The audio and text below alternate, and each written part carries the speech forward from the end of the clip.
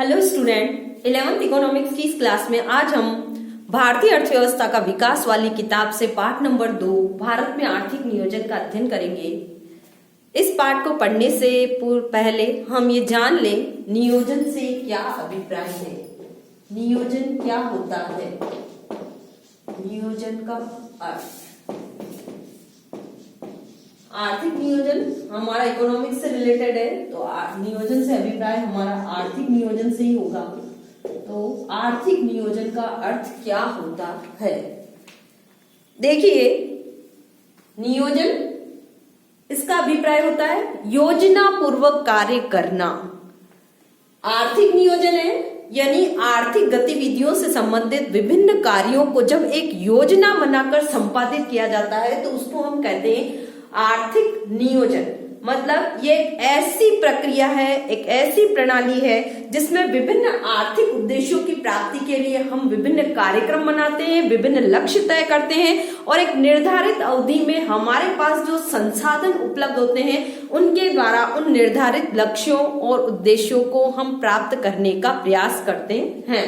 तो आर्थिक नियोजन का अर्थ क्लियर है कि आर्थिक नियोजन एक ऐसी प्रक्रिया है जिसमें एक केंद्रीकृत आर्थिक सत्ता द्वारा एक निश्चित समयावधि के लिए आर्थिक गतिविधियों से संबंधित लक्ष्य और उद्देश्य निर्धारित किए जाते हैं और उपलब्ध प्राकृतिक और मानवीय संसाधनों की सहायता से एक निश्चित समयावधि में हम उन लक्ष्यों और उद्देश्यों को प्राप्त करने का प्रयास करते हैं। मतलब इसमें आर्थिक गतिविधियों से संबंधित योजनाएं बनाई जाती है। योजना किससे रिलेटेड होगी? आर्थिक गतिविधियों से संबंधित होगी, यानी हम हमारी विभिन्न आर्थिक कार्यक्रमों से संबंधित बातों के विषय में जो लक्ष्य निर्धारित करते हैं उन निश्चित समयावधि में उन लक्ष्यों और उद्देश्यों को प्राप्त करने का प्रयास किस प्रकार से होगा, वो सब कार्यक्रम किसमें तय किए जाते हैं? आर्थिक नियोजन में।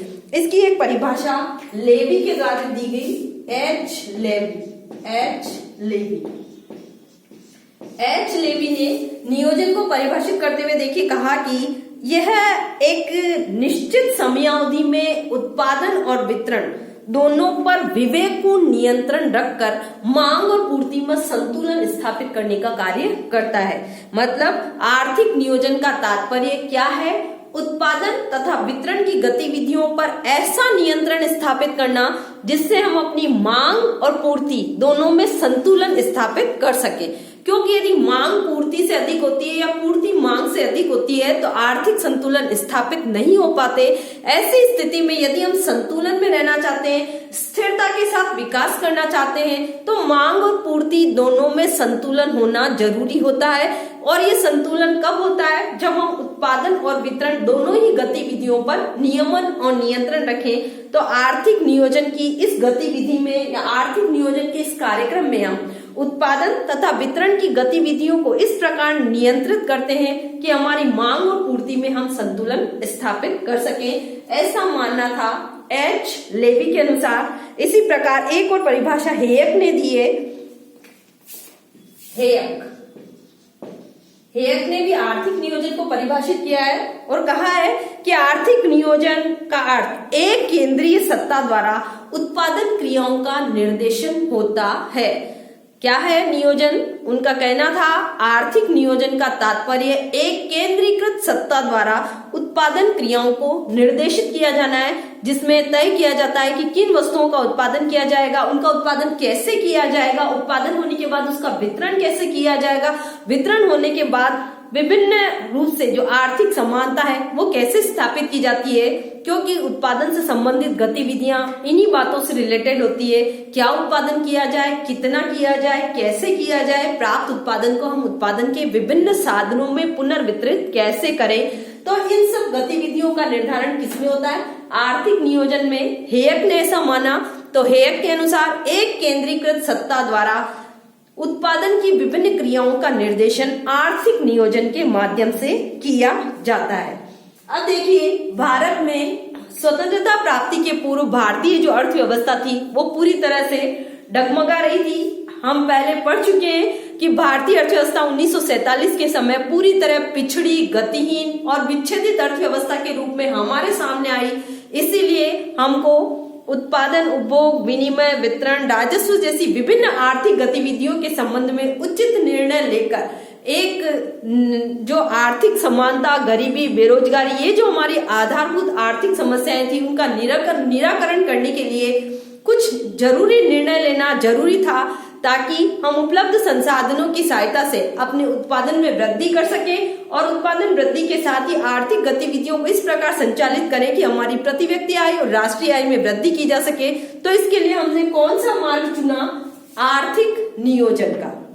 तो आर्थिक नियोजन का मार्ग हमने विकास कार्यों के लिए चुना और सबसे पहले योजना आयोग का गठन 15 मार्च 1950 को किया गया। भारत में योजना आयोग का गठन किया गया। भारत में योजना आयोग कब बनाया गया? 15 मार्च 1950। सबसे पहले योजना आयोग का गठन हुआ। इसका अध्यक्ष प्रधानमंत्री को बनाया गया और पंडित जवाहरलाल नेहरू की अध्यक्षता में हमने पहले योजना आयोग का गठन किया। 1 जनवरी 2015 से हालांकि योजना आयोग का अस्तित्व अब खत्म हो गया है और इसके स्थान पर हमने नीति आयोग का गठन कर लिया है, लेकिन जब भारत स्वतंत्र हुआ 1950 में हमारा संविधान लागू कर दिया गया, उसके बाद भारत में आर्थिक विकास करने के लिए हमने योजना आयोग के माध्यम से विकास के मार्ग चुन रखे हैं और योजना आयोग के द्वारा जो कार्यक्रम तय किए जाते हैं उसी के आधार पर हम आर्थिक विकास करने के निर्णय लेते हैं। अब देखिए, भारत में विभिन्न पंचवर्षीय योजनाएं किस प्रकार से बनाई गई और उनके क्या लक्ष्य रहे, उनको हम एक तालिका के आधार पर हम समझ सकते हैं। हम अब तक 13 पंचवर्षीय योजनाएं बना चुके हैं।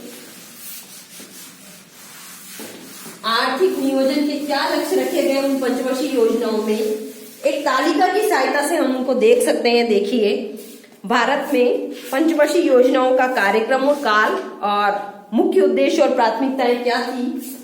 पंचवर्षीय योजना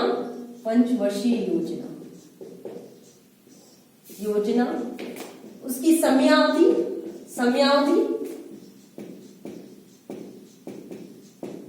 और फिर उनके प्रमुख उद्देश्य क्या थे। प्रमुख पंचवर्षीय योजनाओं प्रमुख लक्ष्य व उद्देश्य क्या रहे। देखिए, 15 मार्च 1950 को पहले योजना आयोग का गठन करने के बाद पहली पंचवर्षीय योजना जो लागू की गई थी, पहली पंचवर्षीय योजना इसकी कालावधि रही 1 अप्रैल 1951 से 31 मार्च 1956। 1 अप्रैल 1951 से 31 मार्च 1956 तक क्रियाशील रही है योजना। और इस योजना में सबसे अधिक कृषि पर जोर दिया गया और इसका मुख्य लक्ष्य था, हेरत-डोमर मॉडल पर आधारित थी ये योजना, जिसके अंदर कृषि विकास को प्राथमिकता दी गई और मुख्य लक्ष्य रखे गए कृषि उत्पादन में वृद्धि करना, कृषि उत्पादन वृद्धि। उसके बाद में कृषि उत्पादन आय और वितरण की जो असमानताएं थी उनको दूर करना, उत्पादन आय व वितरण की असमानता को दूर करना, असमानता दूर करना। पहली पंचवर्षीय योजना क्लियर है। मुख्य जो लक्ष्य था इसमें कृषि विकास पर जोर दिया गया था। 1 अप्रैल 1951 से लागू की गई और 31 मार्च 1956 को खत्म हो गई। दूसरी पंचवर्षीय योजना देखिए, 1 अप्रैल दूसरी जो पंचवर्षीय योजना थी,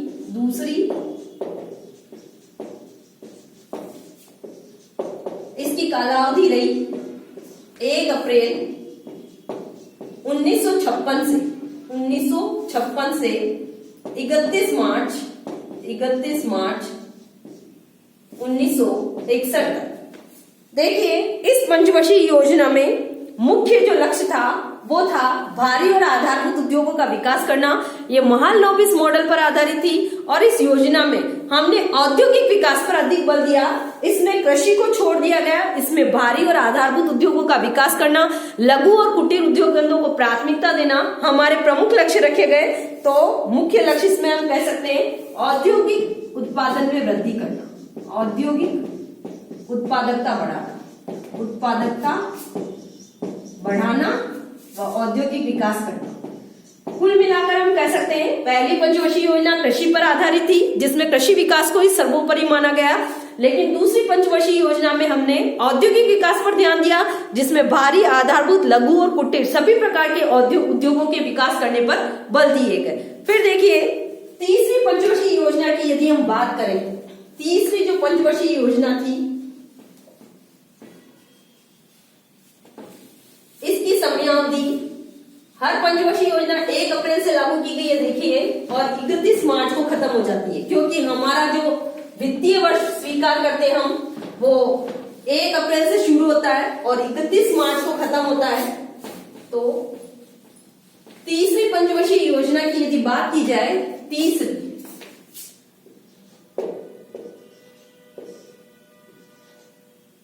पंचवर्षीय, तीसरी इसकी जो कालावधि रही या इसकी समयावधि की यदि हम बात करें तो 1 अप्रैल 1961 से 1 अप्रैल 1961 से 31 मार्च 1956 तक चली, 1966 तक। इस पंचवर्षीय योजना के अंदर हमने दोनों ही चीजों पर ध्यान दिया, कृषि का भी विकास करना, उद्योगों का भी विकास करना, ताकि हम रोजगार के अवसरों में वृद्धि कर सके। साथ ही हम आर्थिक और सामाजिक असमानताएं जो बढ़ रही थी उनको हम दूर कर सके। तो इस योजना का लक्ष्य क्या रखा गया? रोजगार वृद्धि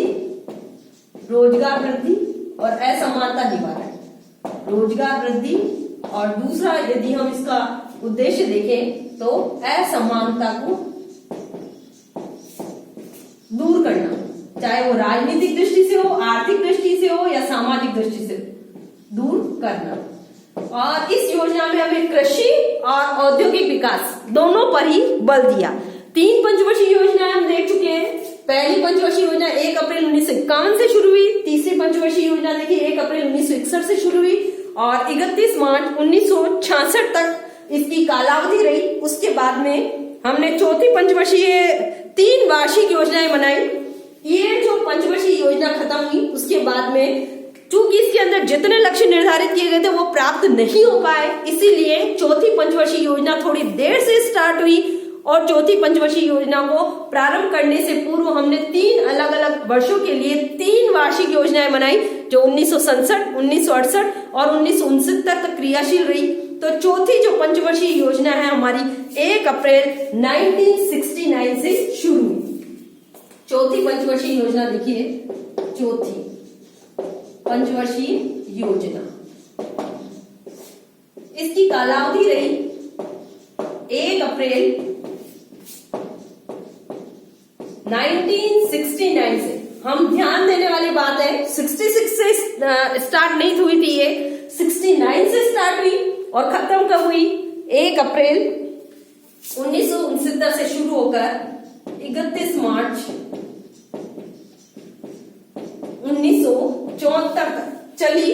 इस पंचवर्षीय योजना के अंदर जो लक्ष्य रखे गए थे वो थे स्थिरता के साथ विकास करना, स्थिरता के साथ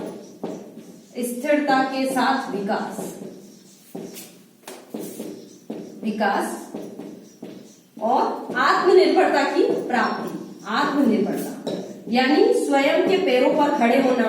जो चीज हमारे देश की आवश्यकता है वो हम अपने देश में ही उत्पादित करें। दूसरे देशों पर यदि हमारी उसके साथ निर्भरताएं जुड़ी हुई है तो हम उन निर्भरताओं को समाप्त कर दें। तो चौथी पंचवर्षीय योजना 1 अप्रैल 1969 से 31 मार्च 1974 तक चली और स्थिरता के साथ विकास करना, आत्मनिर्भरता की प्राप्ति करना और गरीबी उन्मूलन करना, तो इस पंचवर्षीय योजना का लक्ष्य रखा गया। उसके बाद में 5वीं पंचवर्षीय योजना की यदि बात की जाए, 5वीं पंचवर्षीय योजना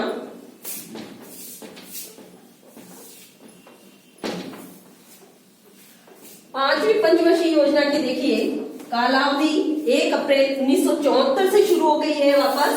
चौथी पंचवर्षीय योजना की समाप्ति के साथ ही पांचवी पंचवर्षीय योजना, पांचवी पंचवर्षीय योजना, इसकी समयावधि कालावधि की यदि बात करें या इसकी समयावधि को देखें किस समय तक क्रियाशील रही है, 1 अप्रैल 1974 से 31 मार्च 1979 तक क्रियाशील रही। इस पंचवर्षीय योजना का जो मुख्य लक्ष्य था वो था गरीबी दूर करना। पांचवी पंचवर्षीय योजना में मुख्य ध्यान गरीबी निवारण पर दिया गया था। दूसरे जो इसके लक्ष्य थे गरीबी निवारण और आत्मनिर्भरता की प्राप्ति, आत्मनिर्भरता की प्राप्ति, बेरोजगारी दूर करना या रोजगार बढ़ाना, ये भी इस पंचवर्षीय योजना का लक्ष्य निर्धारित किया। तो आज की वीडियो में हमने नियोजन का अर्थ पढ़ा, नियोजन से क्या अभिप्राय है, 5 पंचवर्षीय योजनाएं देखी। स्वतंत्रता प्राप्ति के बाद भारत का आर्थिक विकास करने के लिए पहली, दूसरी, तीसरी, चौथी और 5वीं पंचवर्षीय योजना के मुख्य उद्देश्य और उनकी कालावधियां क्या रही, आज की वीडियो में हमने पढ़ा। यदि आपको कोई दिक्कत है तो मेरे व्हाट्सएप नंबर पर कॉल करें, अन्यथा धन्यवाद।